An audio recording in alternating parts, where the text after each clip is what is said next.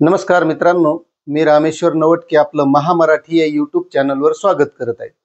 मित्रांनो, आज आपल्याला बघायचे की जे लक्ष्मण हाके आहेत स्वतःला ओबीसीचा नेता समजतात.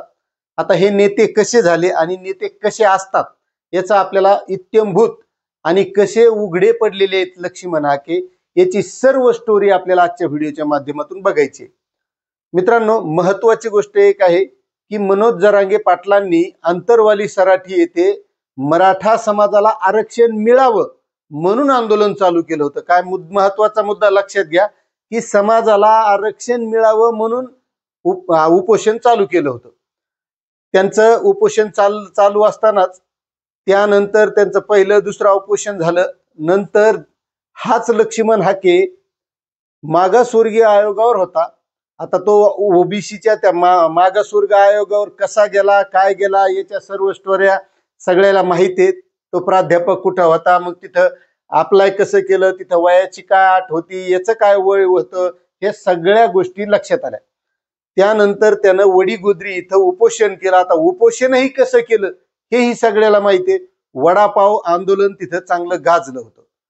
आता महत्वाचा मुद्दा आहे की नेता कसा होत असतो, जो जनतेसाठी महत्वाच्या काही मागण्या करतो किंवा जनतेचं काहीतरी भलं करण्याचा प्रयत्न करत असतो, तोच नेता होत असतो. आणि हे ओबीसी साठी काम महत्वाचं ज्या माणसानं केलेलं आहे ते आहेत गोपीनाथरावजी मुंडे साहेब. आणि त्या माणसाचं नाव हे अजरामर राहणार आहे, कारण त्यांनी राजकारणही केलं, ओबीसी साठी कामही केलं. मात्र त्यांच्या माध्यमातून कोणत्याही समाजाला कोणताही म्हणजे असा वेगळा विचार त्यांनी केला नाही. सर्व समाजाला सोबत घेऊन त्यामध्ये ओबीसीचं सुद्धा भलं केलं. त्यामुळे सर्व समाज या माणसाचं नाव घेतात आणि नेता त्या माणसाला म्हणतात. मात्र हा लक्ष्मण हाके आजपर्यंत त्यांचं तुम्ही बघितलं असेल, कोणकोणते काय काय कांड झाले, उपोषण आंदोलन झालं, त्या आंदोलनात त्यांनी काय काय केलं. त्यांचे सहकारी आज उघड बोलत आहेत की कसे पैसे कुठं खाल्ले, काय केले, कुठून खाल्ले. त्यानंतर आता ताथ उदाहरण म्हणजे त्यांनी घेतलेली फॉर्च्युनर. आता ते सांगतात की मला ती समाजानं दिली. त्यानंतर ज्या वेळेस निवडणुका येतात याच्या काय अपेक्षा असतात, राजकारणामधून आपल्याला काय भेटन, आपल्याला आमदारकी भेटली पाहिजे. कधी कधी बोलून दाखवलं मुख्यमंत्री असा असावा. त्या पत्रकारानं त्यांना विचारलं की मुख्यमंत्री व्हायची इच्छा आहे का, हो म्हणले. माझ्यासारखा आता नेताच कोणी नाही म्हणले ओबीसी साठी. बरं, मग दुसरे नेते नाहीत का ओबीसीचं काम करणारे? छगनरावजी भुजबळ साहेब आहेत की ते सुद्धा मुख्यमंत्री होऊ शकतात जर ओबीसीचाच करायचं ठरलं तर. मात्र या लक्ष्मण हाकेनं सगळं जे काही आतापर्यंत केलंय हे फक्त स्वतःसाठी केलं. आणि जे स्वतःच्या समाजासाठी काहीतरी करतात तेच फक्त नेते होत असतात. म्हणून मनोज जरांगे पाटील आजपर्यंत त्यांच्यावर भरपूर टीका झाल्या, मात्र मनोज जरांगे पाटील आज बी स्पीचवर टिकून आहेत. आणि या लक्ष्मण हाकेचे तर प्रकरणावर प्रकरण उघडे पडत आहेत. आणि त्यामध्येच आज त्यांच्या ड्रायव्हरच्या पत्नीला या लक्ष्मण हाकेच्या पत्नीनं फोन करून काही बाई बोलली. ती व्हिडिओ क्लिप व्हायरल होत आहे. आता ती खरी आहे का खोटी आहे मला माहित नाही, पण त्या चॅनलवरती व्हायरल झाली आहे. त्या चॅनलवाल्यानं सुद्धा टाकलंय की आम्ही या व्हिडिओची पुष्टी करत नाहीत. मग ती आता खरी असो का खोटी असो, मात्र असं लोकांना धमकावून लोकांचा फायदा घेऊन स्वतःचं भलं करणारे हे लक्ष्मण हाके ओबीसीचे नेते कसे होतील. आणि हे ओबीसी समाजाच्याही लक्षात आलेलं आहे. आणि मनोज जरांगे पाटलाच्या माग मराठा समाज का उभा आहे त्याचं कारण आहे की मनोज जरांगे पाटलांनी एकच मुद्दा धरलेला आहे फक्त, की मराठा समाजाला आरक्षण तेही ओबीसीतून आणि मिळवणारच. आणि ते एकाच मुद्द्यावर ठाम आहेत. आणि त्यांचं कोणतंही काहीही सगळी खोलपाल सगळी सरकारनं केली असन, इतरांनीही केली असन, कुठंच काही मिळालं नाही. म्हणून मनोज जरांगे पाटील यांच्या पाठीमाग हा मराठा समाज ठामपणे उभा आहे.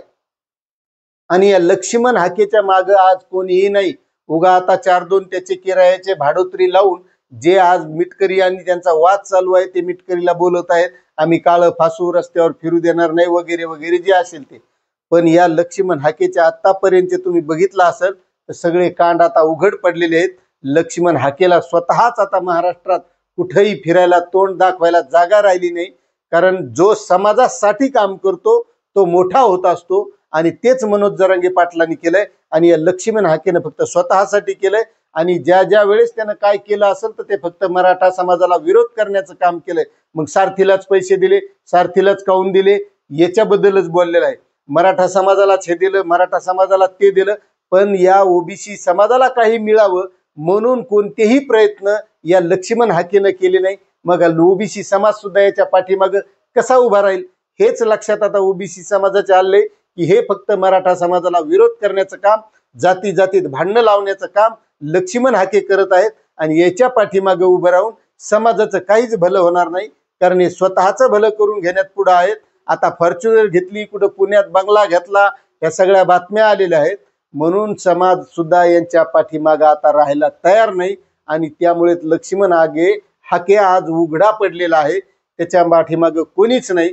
म्हणून नेता कसा होत असतो, जो समाजासाठी काम करतो. दुसऱ्या समाजाला विरोध करून कधीच माणूस मोठा होत नाही.